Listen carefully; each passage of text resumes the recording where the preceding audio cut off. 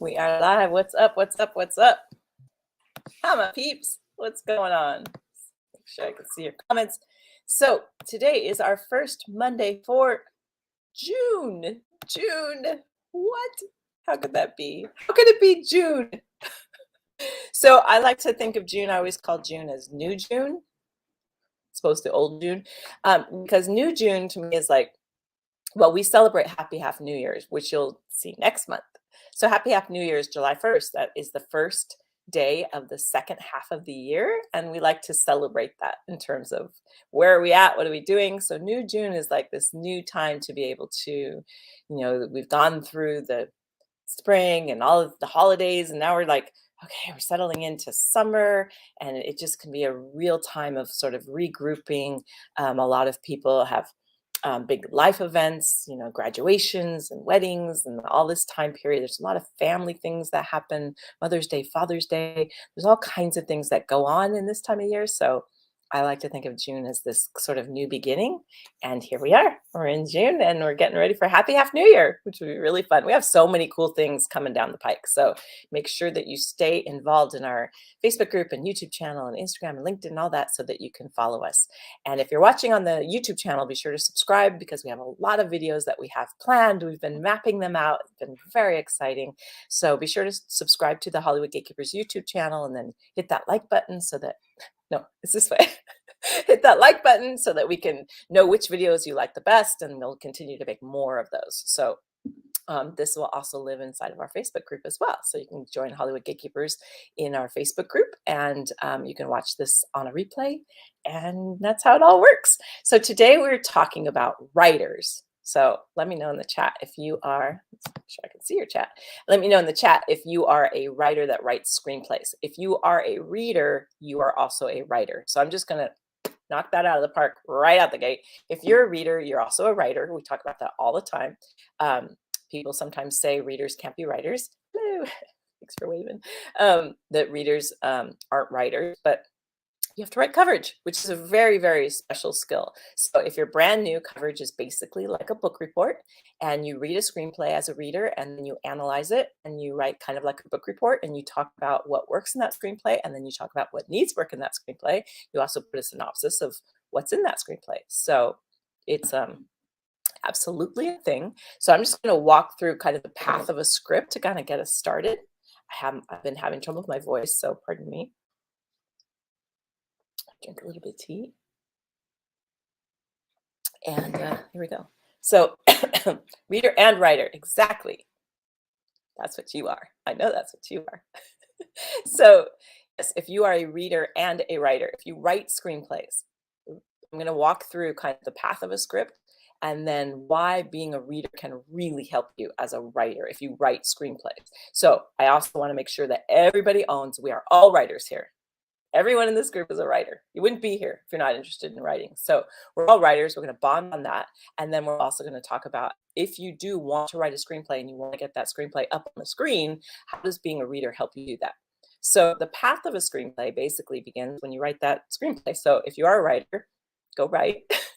That's the secret, the big secret, how Oscar winners write their screenplays is that they sit in a chair and they write. That's how they get it done. So you sit down and you write that screenplay. Then, as a writer, you have a reader take a look at that screenplay before you can first send it to friends and family, whatnot, and then do whatever suggestions they have. But then you send it to a professional reader, and you get some feedback.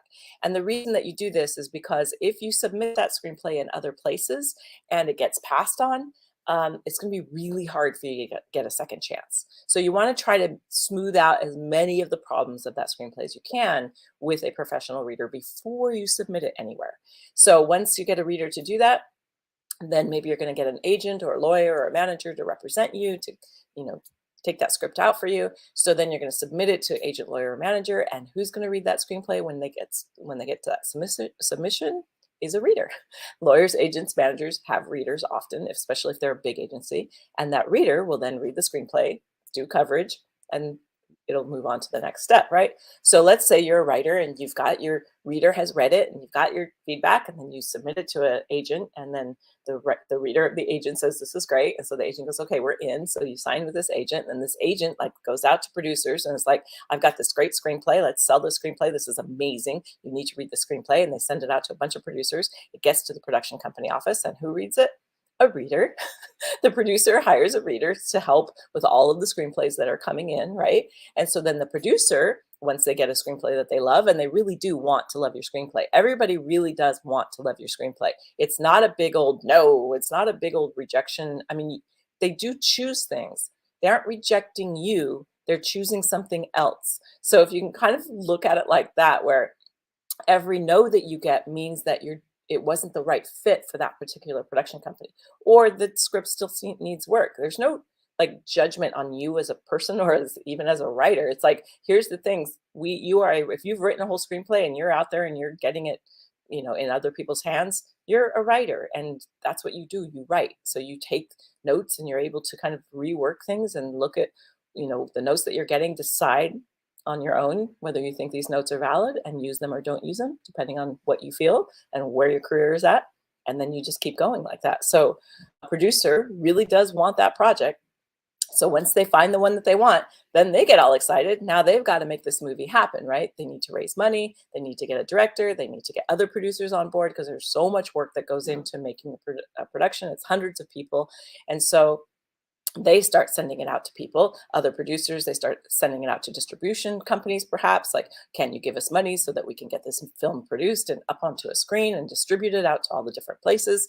And then those scripts all go out to all those people. And then who reads it? The reader from all those different people, right?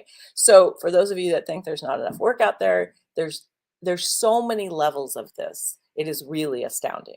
So that is the basic path of a screenplay. So as a writer, you clearly have a lot of readers are going to be reading your screenplay. So I'm going to walk through some of the steps of why, what are the things that, not all of them, but just kind of 5 of the things that are important as a writer that you can learn or experience as a reader. So you get behind the gate. Like, we call it Hollywood gatekeepers, although from our perspective, we should call it the Hollywood welcome wagon, because we look at being a reader as being the first person that's going to help push that project through, not the first person that's going to slam the gate shut. We really want to help that writer. When we talk about in our Hollywood Gatekeeper programs, we really are trying to train readers that are there to really help that writer really like make that screenplay great, and really help that producer find the project that's right for them. So that's our job as a reader. So we're trying to get behind that, get that gate open for writers. But if you're a reader, you're already behind the gate. So you get behind the gate, and then you can really see like what's happening. You can see like, why are people passing on projects? Why do people like projects? How does it work? Where's the screenplay going? You can just you will learn so much on a daily basis. It's really astounding. And not only that, it's different in every company that you work for. So it's like you'll get so many different perspectives on how movies are made.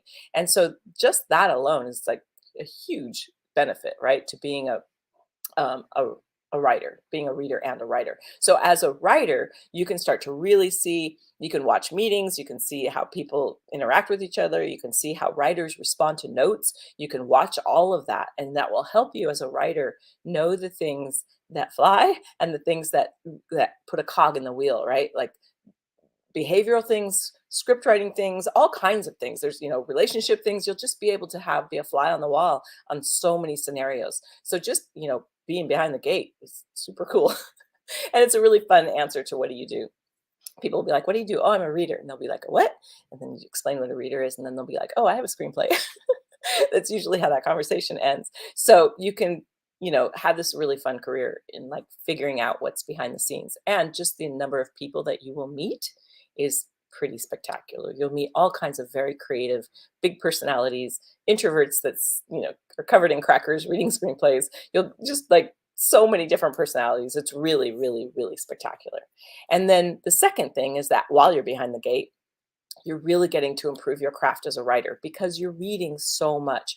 And as a writer, you should be reading screenplays anyway. You can read screenplays. They're pretty easy to find. There's all kinds of databases online where you can find screenplays that have been produced. So read your favorite movies, read the movies that you don't like to see kind of what is it about the script that didn't resonate with you. Really, like, dive into that. You will learn a lot. But there's something about reading screenplays that haven't been produced that's a little bit different. So being able to be behind the scenes and reading all these screenplays that have yet to be produced will really open you up to what works in the screenplay, what needs work. And to be honest, you'll start seeing the same mistakes over and over in different ways, but the same general mistakes. And so then when you read your own screenplay, your mistakes are going to fly off the page. It can be a little bit hard to take at first, but it's really amazing. And I'm not going to lie, that continues. I recently wrote a film, and we got produced and was up on a screen, and we went to the first screening. And as a writer, as a reader, I see problems with it, with the script. Like, the acting is spectacular, and it's beautiful cinematography, like unbelievable. Like, and it's great actors. It's J.K. Simmons. Like, it's amazing actors. But as a writer and as a reader, I go like, oh, on a few things in my own script that I wrote and that has been produced. I'm still, as a reader, like, it never stops. I'm like, oh, that should have been cut. Oh, that was pretty obvious. Like, it's like certain things I see. And so I mean, which I saw early on too. And we actually had readers that read that script and gave us notes on it and that kind of thing before we sent it out, and all of that. So, but even still, I still kind of see that. So, and that's from reading so much. You'll get to see right away problems that you have in your own work, which is really, really, really spectacular. And one of the other cool things is that you'll see trends. You'll be able to see, it takes a couple of years for, best case scenario, it takes, I mean, not usually, it's less than a year. It's usually at least 2 years, if not more, and sometimes 10, 20 years. Like, there's some projects that get moved around in different directors, and they languish and turn around, and then all these things happen, and it takes forever to get the film finally made. You see that on the Oscars all the time. Thank you so much for so and so for never giving up on us, even though it took us 5, 6, 7, 10 years. Like, you see that a lot. So sometimes projects take a really long time, right? But what will happen is, when you're reading those unproduced screenplays and you're getting that bird's eye view of what's happening before movies are produced, you'll see trends 2, 3, 4 years out before we actually see them in the movie theaters. So if you're writing your screenplay based on trends that you're seeing now, you've missed the boat.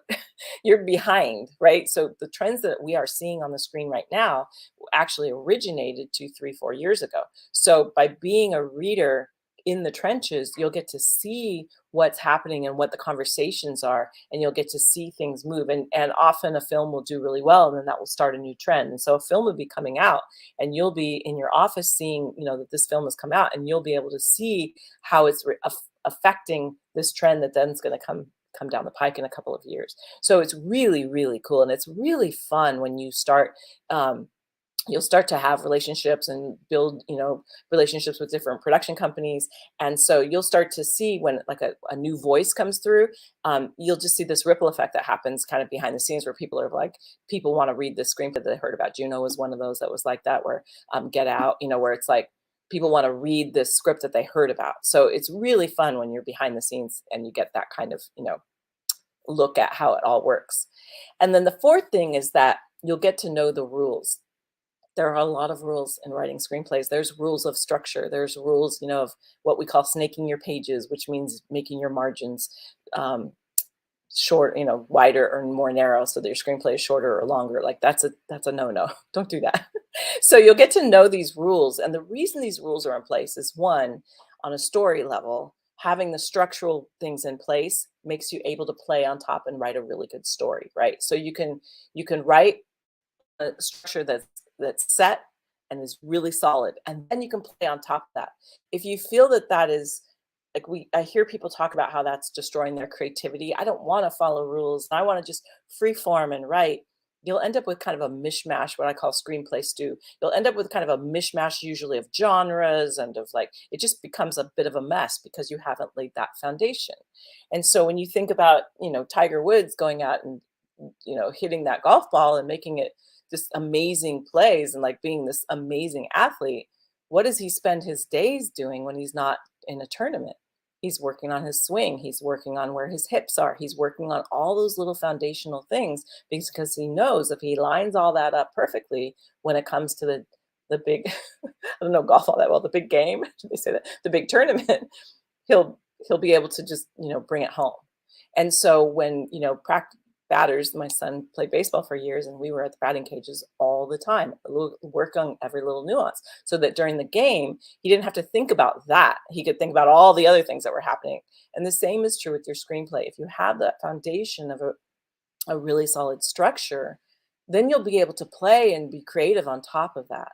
So that's one reason why we have all the rules. The other reason is that just the sheer volume of work. When you have that many screenplays coming in, we need some sort of criteria so that we can all determine, okay, right out the gate, let's pick this one, this one, this one, this one, this one, this one, this one, this one has the structures all messed up, or there's, really solid structural problems with it. So it makes it like these things need to be fixed. They're very obvious and they need to be fixed. Okay, let's go with the ones where those things are fixed. And now let's work on the creativity on top of that.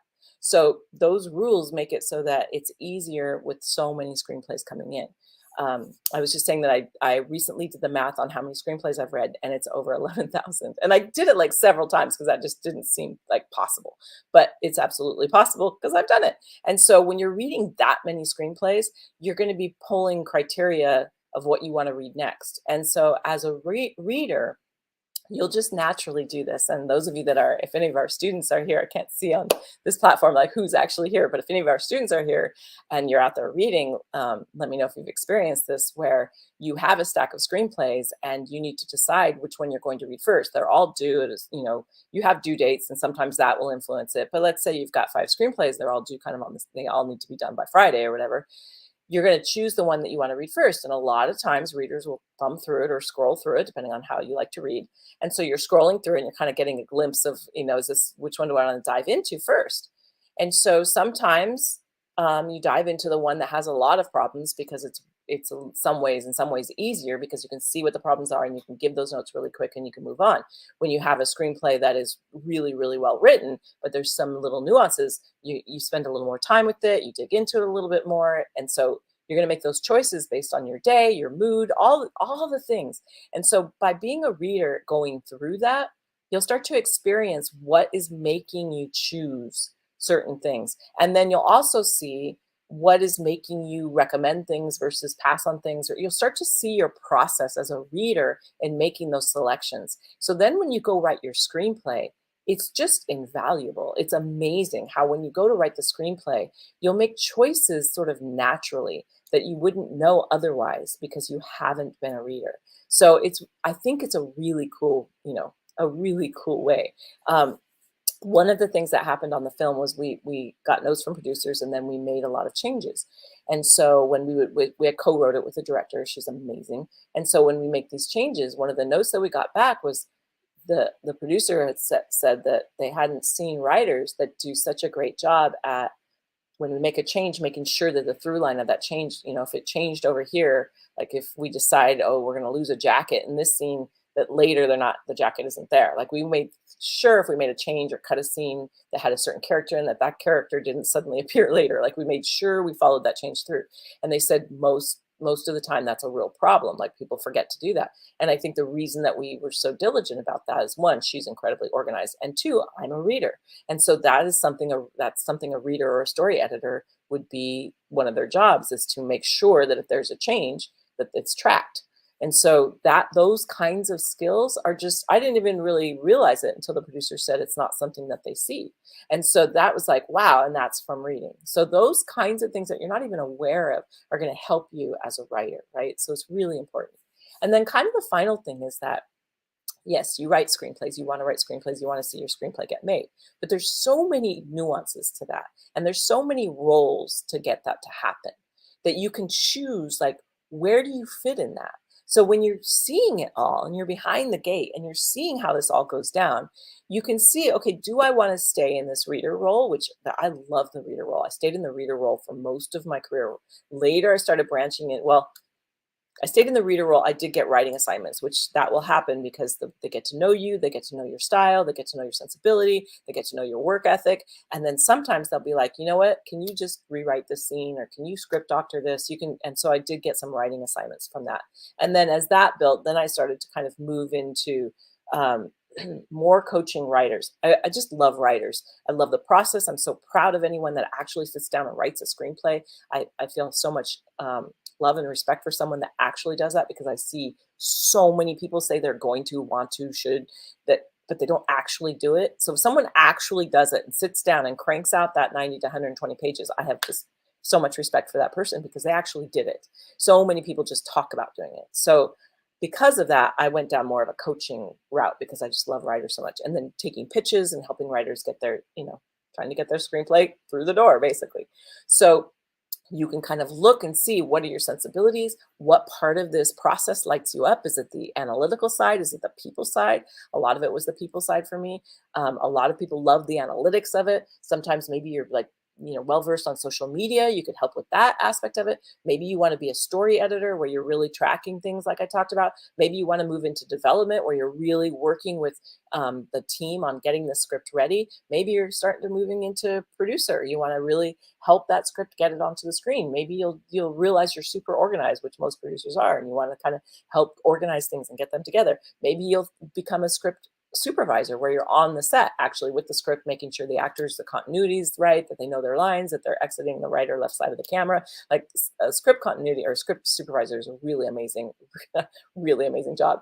And then there's script coordinator, which is someone who sits in the writer's room and they track everything that's happening and who came up with what idea. You've got 10 writers there and you're the one that's tracking how they're coming together. And then at the end of the day, you put all those notes together so that the next day they can jump off from where you started.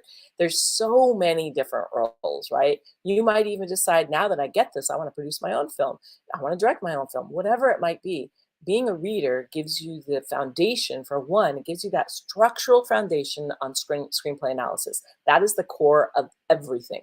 Being able to understand what makes a good screenplay, what breaks it down, how it all works, being able to understand that opens up the door to all these different roles. And if you're also a writer writing screenplays, those two things hand in hand, it just opens up so many opportunities. It's really astounding. So I get a little bit riled up, but these are the reasons that I feel that being a writer and being a reader go hand in hand and can really, really help. Without gun violence as a resolution. I love that. I love screenwriters need a real challenge to write a conflict scene without gun violence as a resolution. Are you a writer? Go write that. I love that. I think when you look at Whiplash, Whiplash is one of the ones that I use in terms of showing a film that is super high stakes and showing conflict, super high conflict. It's not violent. No one dies. It's not about that. It's about the passion of the art.